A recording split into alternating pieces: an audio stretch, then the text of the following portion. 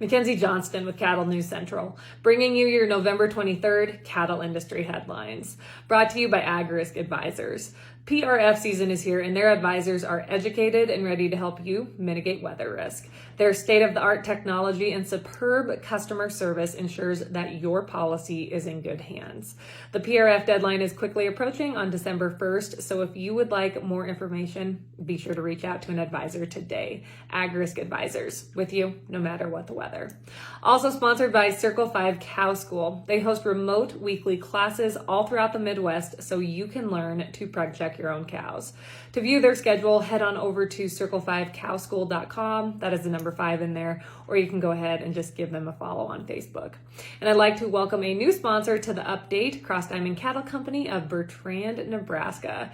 They're going to be hosting their Red Angus Bull and Heifer sale on Monday, December 13th at the ranch near Bertrand. They will be selling 225 coming 2-year-old Red Angus bulls and 400 head of outstanding commercial bred heifers.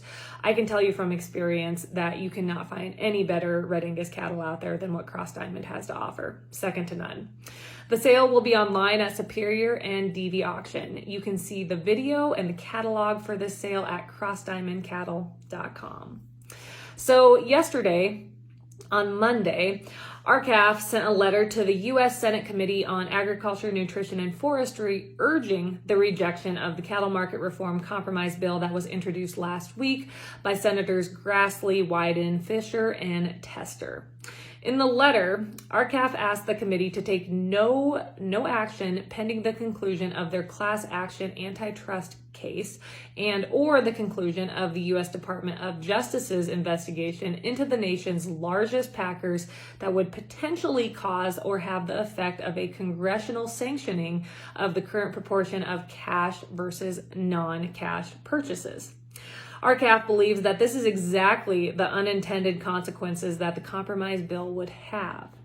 So RCALF, as we can all remember, they filed a historic class action antitrust lawsuit against the Big Four meat packers back in 2019, claiming that those packers were colluding to depress prices paid to America's cattle producers. That case is now proceeding to the discovery phase of the lawsuit.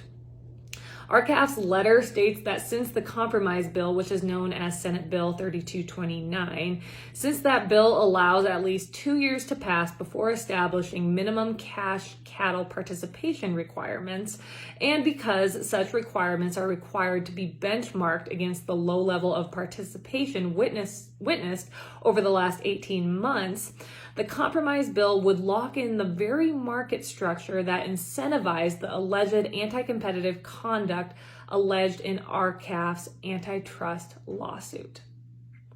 And here we are as an industry, once again, right back at square one, fighting amongst ourselves, literally circling the wagons and shooting inward. At this rate, we will be lucky to get anything done within our industry. So also on Monday, RCALF announced their full support of the Protecting America's Meatpacking Workers Act of 2021, which was introduced by Senator Cory Booker. We know him very well. We've talked about him a lot on this update. He is a Democrat from New Jersey, and Representative Khanna, he is a Democrat from California. So the act was introduced to reform the structure of the U.S. cattle market and is expected to be formally introduced next week. So the act, it covers a lot of ground when it comes to everything it will do for our industry. Here are just a few of the things that I picked out of the act, I think, that are notable that the act will supposedly do. It will ban the nation's largest packers from owning and feeding cattle more than 7 days before slaughter. It will require each plant owned by the largest packers to purchase at least 50% of their cattle needs from the competitive cash market each day and to slaughter those cattle within 7 days. It will prohibit any conduct by the packers that adversely affects competition regardless of any justification claimed by the packers. And it will restore MCOOL for beef and pork and add dairy products. So there are various other attributes to this bill. Obviously, this is just a thin slice that I just read off. And I encourage you all to take time to at least skim through this bill, to know what it will do for our industry, what it won't do for our industry, what it's all about. I think it's important for us in our industry to know what kind of legislation is being brought forward that will directly impact us. So I encourage you all to take the time to look it over. So according to RCALF CEO Bill Bullard, this new act is the silver bullet that our industry has been looking for to fix all of our issues within the industry.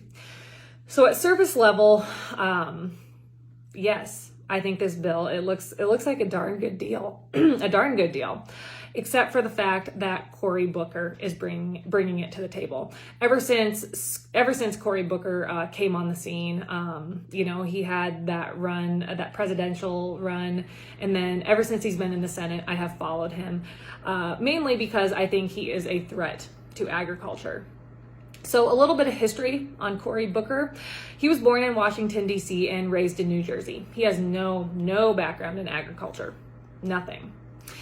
Booker, who labels himself as an animal activist, has been known to be at the center of a lot of agricultural discussions. And of course, that's because he is on the Senate Ag Committee. But even before that, he was in the middle of a lot of ag discussions, which is really interesting considering the fact that he is the first vegan to serve on the Senate Ag Committee. We have a vegan serving on the Senate Ag Committee. That right there should concern anyone, what this guy is all about. During an interview in 2019 with Vegan News, Booker was asked what he would like to accomplish legislatively for animals and veganism. He responded saying that he was going to support bills that are about public health, such as addressing all the antibiotics that we are pumping into animals that are literally threatening the safety of Americans. So that gives you a little idea what this man is thinking.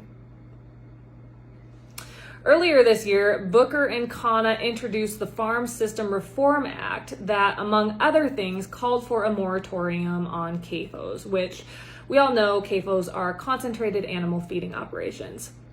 And I will be the first to say that I do think we have issues when it comes to factory farming.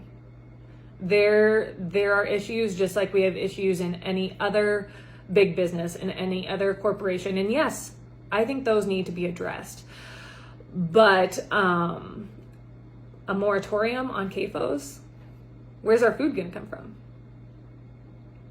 So, of course, this piece of legislation had other points in it that sounded good, such as reinstating MCOOL and strengthening the Packers and Stockyards Act. But again, it goes back to the fact that Cory Booker wants to do away with CAFOs. Both domestically and internationally. We cannot feed the people of this world without CAFOs. 95% of the cattle raised here in the U.S. go through a feed yard. And I understand that when I read off that statistic, not all those cattle are going through a huge feed yard, excuse me.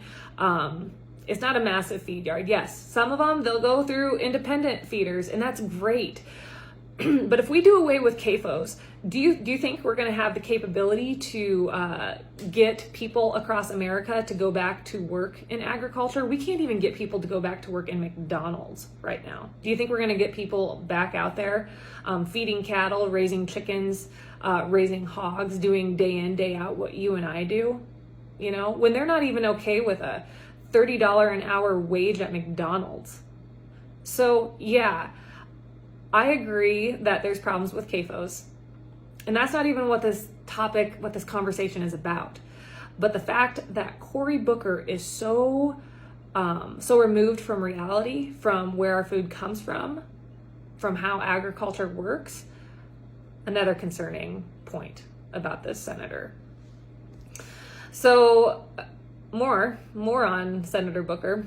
In February of this year, Booker introduced his Justice for Black Farmers Act, which is a piece of legislation that would create a civil rights oversight board at the USDA and provide up to 160 acres to current and aspiring Black farmers.